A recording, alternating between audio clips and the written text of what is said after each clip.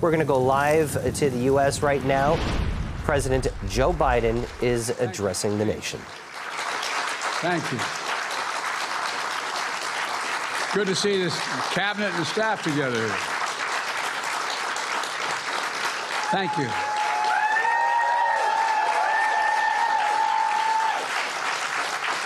Thank you, thank you, thank you. Please. Thank you, thank you, thank you. It's good to see you all. Particularly good to see my granddaughter sitting in the front row here. Hi, Finn. How are you, honey? For over 200 years, America has carried on the greatest experiment in self-government in the history of the world. And that's not hyperbole, that's a fact. We're the people. The people vote and choose their own leaders, and they do it peacefully. And we're in a democracy. The will of the people always prevails. Yesterday, I spoke with President-elect Trump to congratulate him on his victory. And I assured him that I'd direct my entire administration to work with his team to ensure a peaceful and orderly transition. That's what the American people deserve. Yesterday, I also spoke with Vice President Harris. She's been a partner and a public servant. She ran an inspiring campaign, and everyone got to see something that I learned early on to respect so much, her character. She has a backbone like a ramrod. She has great character, true character. She gave her whole heart and effort, and she and her entire team should be proud of the campaign they ran. You know, the struggle for the soul of America, since our very founding, has always been an ongoing debate and still vital today. I know for some people, it's a time for victory, to state the obvious. For others, it's a time of loss. Campaigns are contests of competing visions. The country chooses one or the other. We accept the choice the country made. I've said many times, you can't love your country only when you win. You can't love your neighbor only when you agree. Something I hope we can do, no matter who you voted for, is see each other not as adversaries, but as fellow Americans. Bring down the temperature.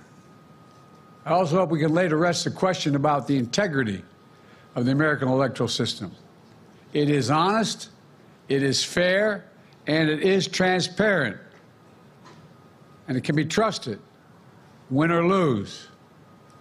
I also hope we can restore the respect for all our election workers who busted their necks and took risks at the outset. We should thank them. Thank them for staffing voting sites, counting the votes, and protecting the very integrity of the election. Many of them are volunteers who do it simply out of love for their country. And as they did their duty as citizens, I will do my duty as president. I'll fulfill my oath, and I will honor the Constitution. On January 20th, we'll have a peaceful transfer of power here in America. To all our incredible staff, supporters, cabinet members, all the people who've been hanging out with me for the last 40 years, God love you, as my mother would say. Thank you so much. You put so much into the past 4 years. I know it's a difficult time. You're hurting. I hear you and I see you. But don't forget all that we accomplished. It's been a historic presidency. Not because I'm president, because what we've done, what you've done. A presidency for all Americans. Much of the work we've done is already being felt by the American people, but the vast majority of it will not be felt over the next 10 years. We have legislation we passed that's just only now just really kicking in. We're going to see over $1 trillion worth of infrastructure work done, changing people's lives in rural communities and communities that are in real difficulty, because it takes time to get it done. And so much more. It's going to take time, but it's there. The road ahead is clear, assuming we sustain it. There's so much we can get done. and will get done based on the way the legislation was passed. And it's truly historic. You know, we're leaving behind the strongest economy in the world. I know people are still hurting, but things are changing rapidly. Together, we've changed America for the better. Now we have 74 days to finish the term, our term. Let's make every day count. That's the responsibility we have to the American people. Look, folks, you all know it in your lives. Setbacks are unavoidable, but giving up is unforgivable. Setbacks are unavoidable, but giving up is unforgivable. We all get knocked down. But the measure of our character, as my dad would say, is how quickly we get back up. Remember, a defeat does not mean we are defeated. We lost this battle. The America of your dreams is calling for you to get back up. That's the story of America for over 240 years and counting. It's a story for all of us, not just some of us. The American experiment endures. We're going to be okay, but we need to stay engaged. We need to keep going.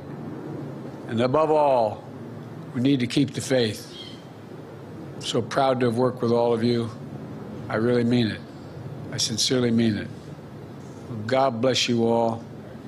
God bless America. And may God protect our troops. Thank you, thank you, thank you.